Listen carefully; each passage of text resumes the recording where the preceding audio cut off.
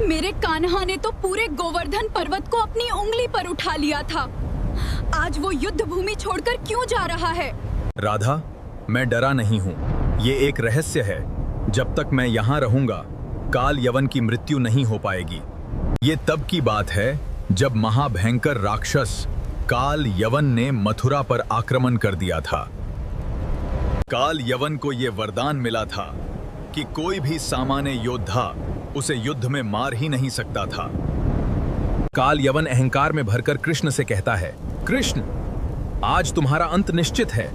कृष्ण जानते थे कि काल यवन को कैसा वरदान। कृष्ण मुस्कुराते हैं और मन में सोचते हैं, काल यवन को बल से नहीं, बुद्धि से हराना पड़ेगा। अचानक कृष्ण मुड़ते हैं और युद्ध भूमि छोड़कर आगे बढ़ जाते हैं। काल यवन इसे कृष्ण की दुर्बलता समझता है और हंसते हुए कहता है, भाग रहे हो कृष्ण, आज बच नहीं पाओगे।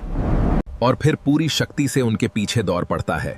कृष्ण उसे शहर से दूर पहाड़ों के बीच एक अंधेरी गुफा तक ले जाते हैं, जहां सो रहे थे महान तपस्वी ऋषि मुचुकुंद। लेकिन ये कोई साधारण ऋषि नहीं थे। उन्होंने देवताओं के लिए वर्षों तक युद्ध किया था। सभी राक्षसों को हराने के बाद अत्यंत थके होने के कारण उन्हें एक अद्भुत वरदान मिला था, जो भी उनकी नींद तोड़ेगा वो ऋषि मुचुकुंद की दृष्टि पड़ते ही भस्म हो जाएगा।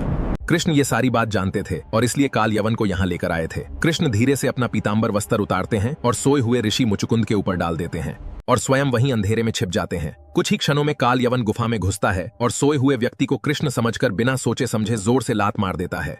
अगले ही पल ऋषि मुचुकुंद की आंखें खुलती हैं और उनकी क्रोध से भरी अग्नि सी दृष्टि सीधे काल यवन पर पड़ती है। वहां अजेय राक्षस जिसे कोई युद्ध में नहीं हरा सकता था, वहीं उसी क्षण भस्म होकर राख बन जाता है। कृष्ण बाहर आकर ऋषि को प्रणाम करते हैं और आकाश की ओर देखकर कहते हैं, हर वरदान की एक सीमा होती है, हर जीव को उस सीमा को पहचानना चाहिए।